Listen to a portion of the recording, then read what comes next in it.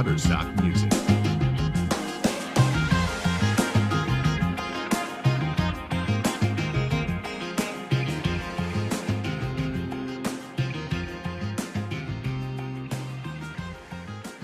Hey, hi everybody.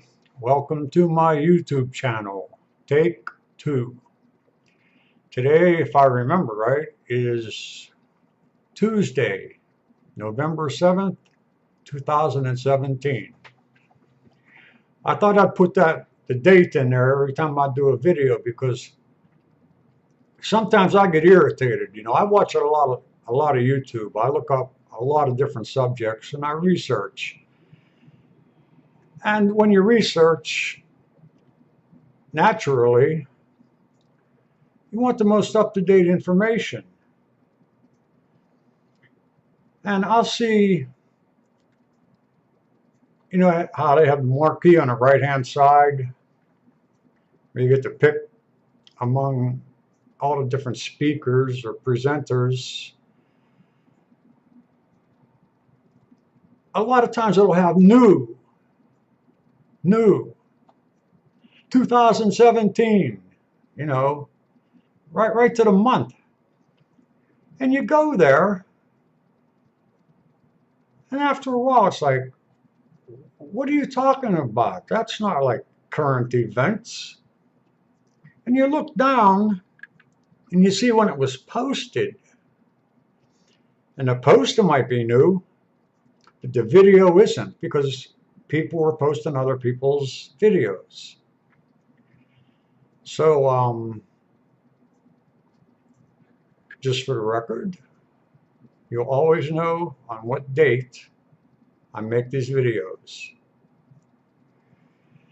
Now, tonight's topic is called Psychodelia, which is a play on words for psychedelic. I know you knew that. And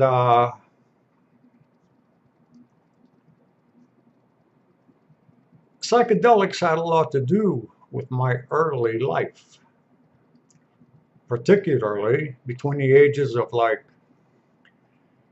16 and 20, 21, thereabouts.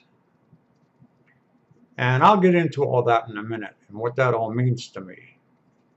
First off, though, I got to get a couple things off my mind that have been bugging me.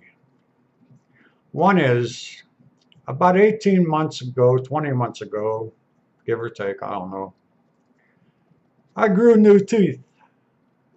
These pearly whites. I grew new teeth. It was a miracle from God. But when they grew in, I had to learn to talk all over again. Forget eating. That's still a pain in the ass for me. And like, when I listen to my own videos, you know, just see how I might have come off, I noticed that my speech a lot of times is pretty slow. And that I lick my lip a lot.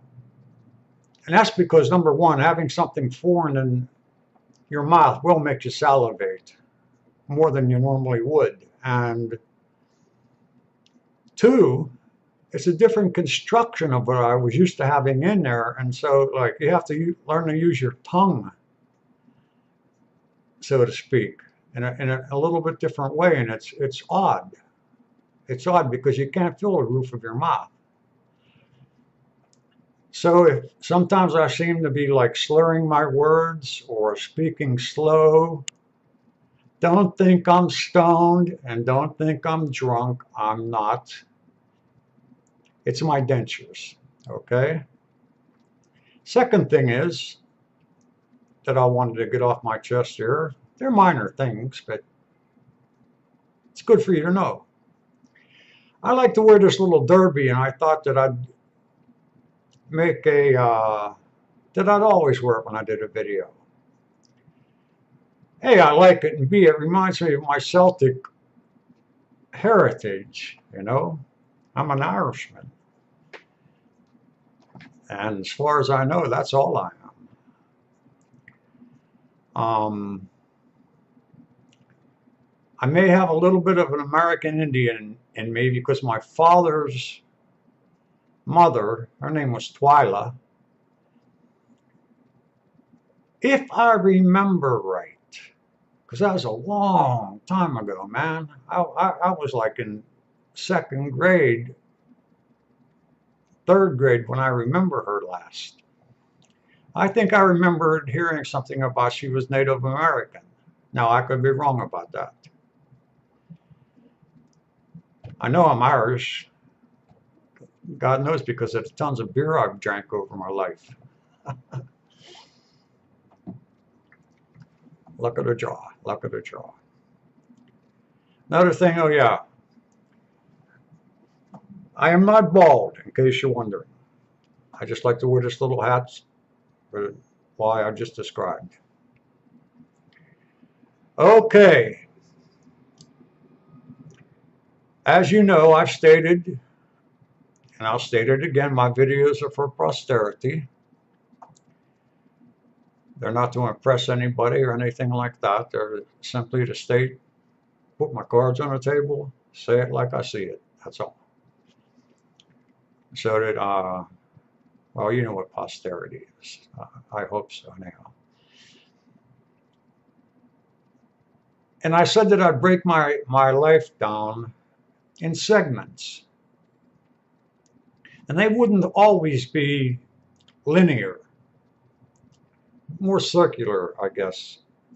You know, I might go out here, present day, 10 years ago or something, and draw that back to where I start, which is the ages of 16 to 20, like I said. And if you remember, I don't know if this is my last video or the one before that, I said that by the time I was 16 years old, I was a father, married to another 16-year-old girl, two young people. As far as I know, we were in love. You know, we were inseparable. But anyhow, and if you remember, I said that it was a very traumatic time for me. I mean, like forget the parents and everything, jeez, but it's school. Oh man, peer pressure. And I got in fights with guys on the football team, big ass dudes, because they wanted to be smart alecks and tease me and shit, you know, and I've always stood my ground, you know. And it hurt. It hurt bad. I remember I told you I developed an ulcer. And that's when I discovered, in all of that pain, not knowing where to go, what to do with it, not understanding the emotions that I was feeling, not understanding all these new thoughts and all this new territory, you know, I'm like dangling off the earth somewhere, and it hurt. And that's when I discovered drugs and alcohol. And it was about the same time also that I discovered the Beatles. And I love the Beatles. I got a picture of them hanging on my wall right over there, an artist's rendition. And when I started listening to their music, you know, like Lucy in the Sky with Diamonds, to us that meant LSD, which, as much as we wanted it, we couldn't get it. Nobody, it was all kind of like new stuff, you know, Timothy Leary, Alan Watch era stuff. But we did find pot and, oh God, in fact, I mean, the truth is, if it was a drug, we swallowed it. I swallowed it. I'm not going to talk about anybody else. I'm talking about me. Sometimes I'll have to pull other people into the picture. No names. You know, one pill makes you larger and one pill makes you small. And the ones that mother give you don't do anything at all. Go ask Alice. You know, that type of trip. Yeah, so I found my painkillers, and it was in Atlantic City, New Jersey. I I'm pretty sure it's was the summer of the year that I graduated from high school, and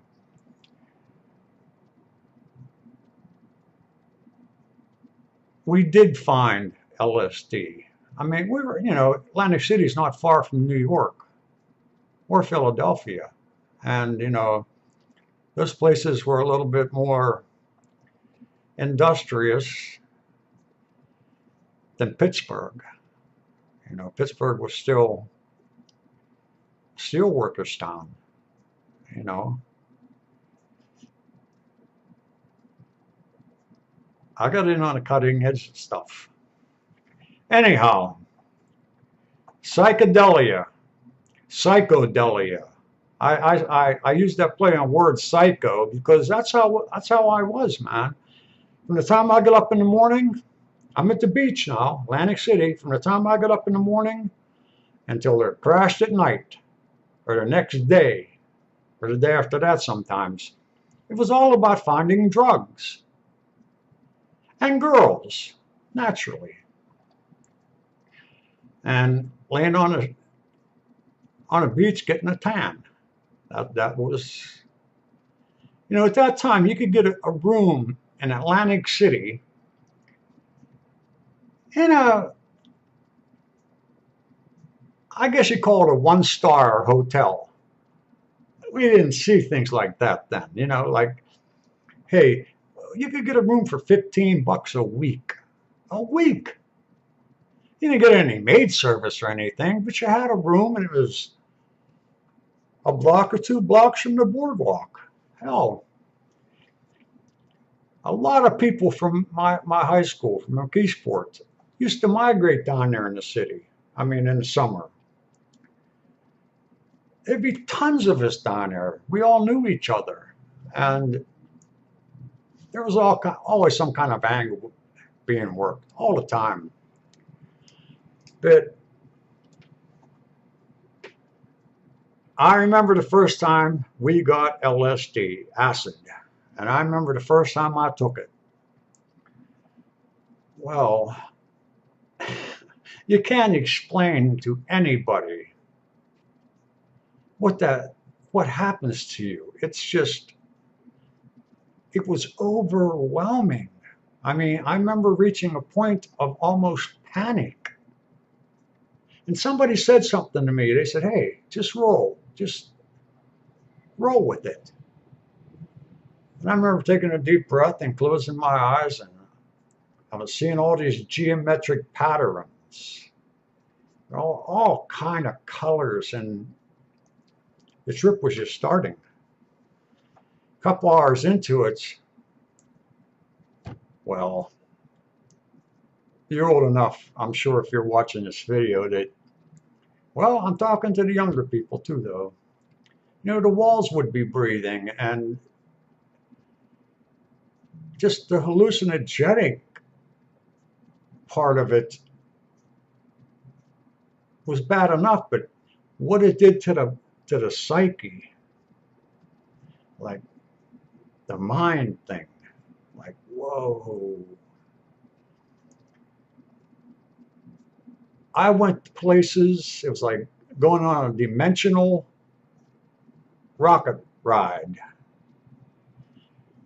I went to places in my mind that I had no idea existed. Now, whether they exist in reality, I don't know. I do know this. They existed in my mind. And as far as I was concerned, at that time, that was reality. It was real. And, you know, you learn the nature of God and stuff, you know, things like that. And that doesn't go just for LSD. I mean, a little later on, we got a little bit more sophisticated and started doing psilocybin, you know, mushrooms, peyote, things like that, you know. None of us knew about ayahuasca yet, or we'd probably hitchhike down to Bolivia or something. That's how psycho we were over psychedelics. And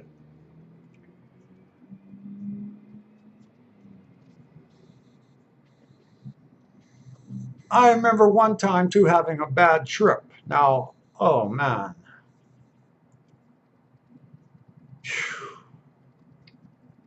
like going to hell and you can't get out. When I was in the Army, well, there's this guy that I knew in high school. He was a good looking guy, he was very popular. Girls loved him. The dude was genius. Right after high school, he went to Carnegie Mellon University and got some sort of degree, and postgraduate degree in physics. And one night the guy dropped a hit of acid and he never came down. His whole future of being a physicist went out the window. And the last time that I heard, and this was a while back, I don't know, maybe 20 years ago or so, last time I heard about him, he was a pizza delivery guy. I don't even know how he drove.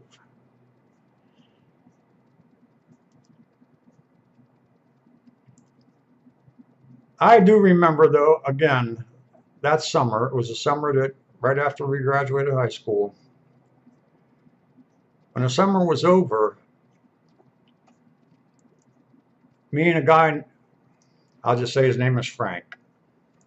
Me and Frank went down to the Black Horse Pike and we're going to start hitchhiking back to Pittsburgh. We're broke. We're broke. I remember we were on the Pennsylvania Turnpike at a place called Breezewood, which is about 100 miles or so, 90 miles outside of Pittsburgh. And in the car, in the man's car, the guy that picked us up hitchhiking, on the radio came the song California Dreaming. And I remember me and Frank, we were all smoked up, looking at each other when the song came on. And it was almost like there was this telepathy between us. We had a mind meld. And we decided right then and there, the hell with Pittsburgh, let's keep going to LA. We had 53 cents between us. It took us, if I remember right, 9 or 10 days to get there. We slept in churches and went into restaurants and ate, and went into the men's room and out the window, and like ended up on Sunset Boulevard in Hollywood. And we both got a job at a gas station. My job was to pump gas and his job was washing cars. And neither one of us wanted to do that. You know, I mean, there we were, right where everything was happening. The Whiskey a Go-Go, Janis Joplin, Jimi Hendrix. They were playing there. We could never get in because we were, hell, you know, like 17 years old. And guys, I remember this guy sitting on the street and he had this faceted crystal ball hanging from a chain, and he's just sitting there staring into it. And I remember walking up to him and I said, "Excuse me." I says, "What do you see in there?" And he goes, "Oh man, I see the universe." And I'm thinking like, wow, we are in the right place. Psychodelia. Anyhow, long story short about that, my friend Frank got so messed up on LSD that I had to call his father because he was almost infantile. And his father, well, you know,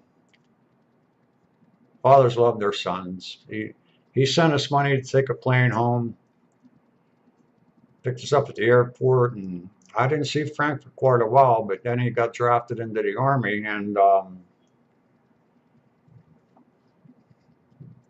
I may have blocked this out of my conscious memory, but if I remember right, he got killed over there. I don't even know how he got in the Army, because he went wacko, man. He went wacko. Those military men, they don't give a shit. If you're willing to kill somebody, let's go. You know, here's your $72 a month pay.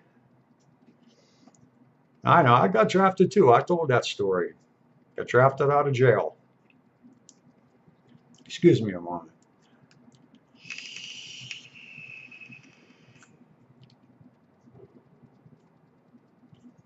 One of the better things I've done in my old age was quit cigarettes and started vaping.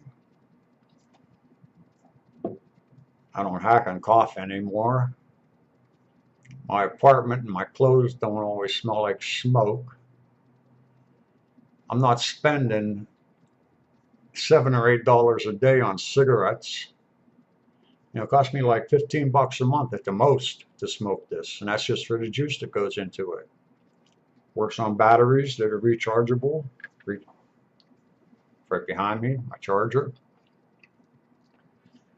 Yeah, it was a good move, and it tastes much better. I remember I guess it was about 6 months ago, I tried a cigarette. Ugh. It's a good thing I don't have any sense of smell either. I mean, my sense of smell, it got ruined in the military. That's another story, but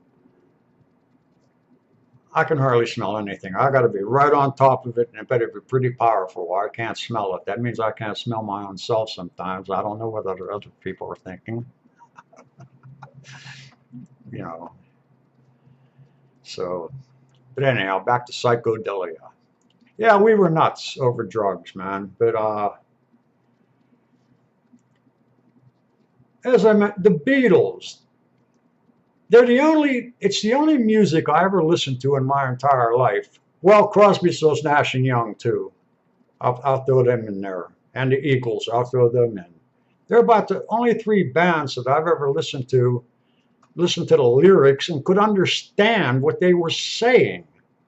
Usually when I listen to music, I don't understand the words. It's not that I don't understand what they're saying. When I'm hearing them, I don't understand them. And I think it's because I get so zoned in to the guitars that I kind of like blot the rest out, and I'm particularly listening to those instruments because I play guitar. You know, I mean, I even got a keyboard behind me. You see it there. I've been playing a long time, and I'll let you decide if I'm any good or not. I got songs up there on Facebook and YouTube. But anyhow, that's another story. I enjoyed it because that's the first time in my life, that was just like 16 months ago or so, that I could play, record, play one track over another track over another track over another track, and record it all and produce it into an MP4, MP3. I was proud of that. I was. It took me a long time to learn how to do that. Not play the guitar. That didn't take me a long time to learn how to do. Learning how to produce a song, to record one, took me a long time to learn because the software is pretty sophisticated. You know, you got to play with it a long time until you really get to know what you're doing. Uh, where was I now? Psychodelia. Yeah, so like we were psycho over psychedelics, you know. Oh yeah, I was talking about I couldn't understand this. I could understand the lyrics to Beatles songs. Not only that, I loved their instrumentation. I just I liked their lyrics because I was always looking for hidden messages in them. You know, like play play the record backward and it says Paul is dead. He's still alive. But all kinds of weird shit like that. You know, listening and like psychedelics had a lot to do with that because all of a sudden I wasn't really aware of it at the time. I wasn't aware of the change in me, but I was looking at the world through like psychedelic eyes, so to speak. What's the hidden meaning in this, and what's the hidden meaning in that? And I know this is sad, but it's true. I remember I used to come home you know, when I was back in Pittsburgh, when I was living in McKeesport, I used to come home at night, and my grandmother and my mother would, and my brother and sister were normally already in bed and sleeping. And we had a color TV set. They were relatively new at that time, but we had one. And I remember I'd turn the TV on, not to watch a program, but I'd turn it to a channel that only had static. You know, they'd have little tiny pixelated white and blue and green and yellow and different colored pixels all jumbled up and look like static. And I sit there and stare at it, looking for a hidden message. I know how that sounds, man. You know, lock that wacko up. But anyhow, I would not suggest to anybody that they get into psychedelic drugs. You know, I just wouldn't because they're extremely powerful and they can really, really, really mess you up. My Carnegie Mellon University friend and my friend Frank that I went to California with, they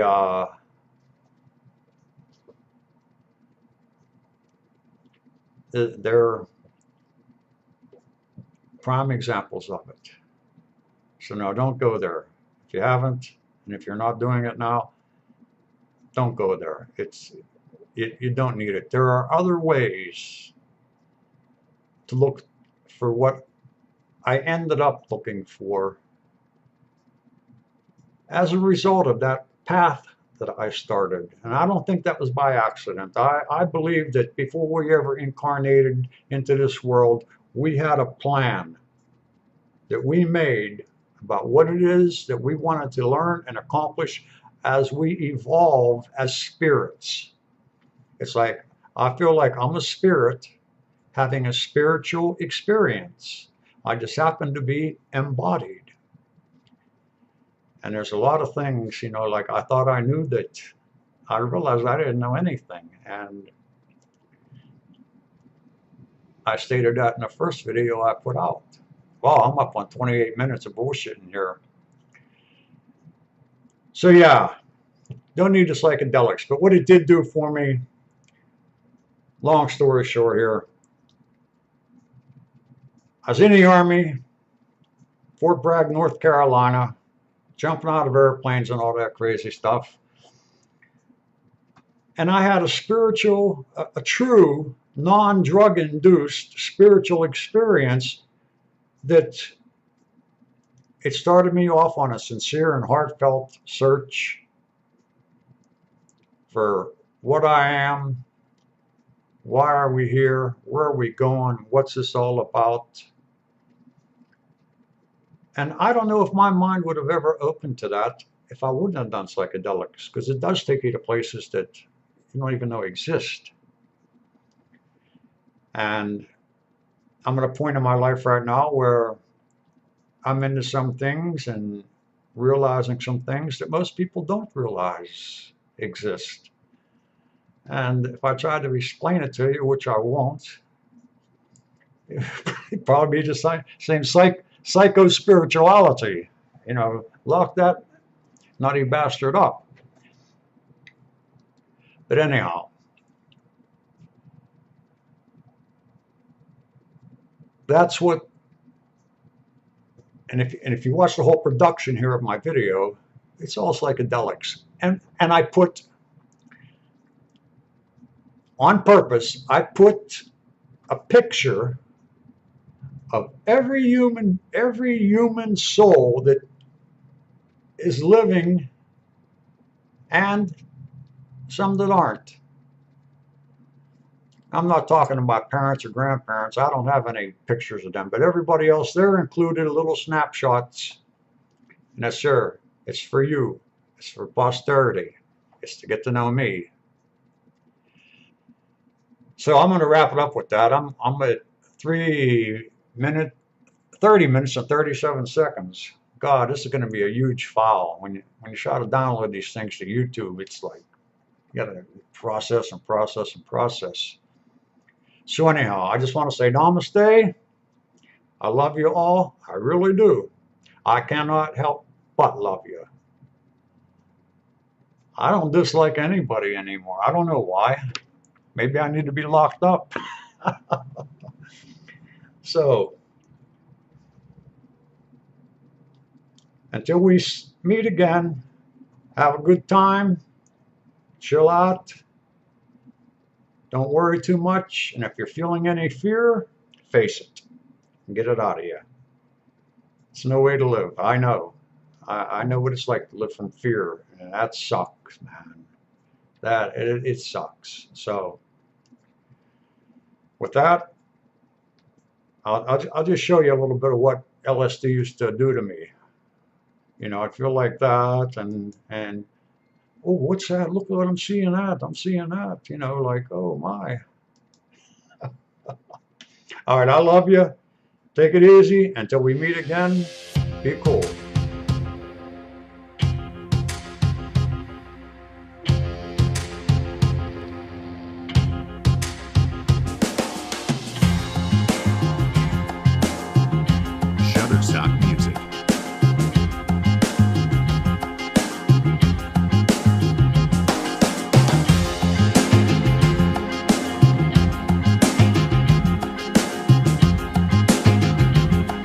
Shutterstock Music.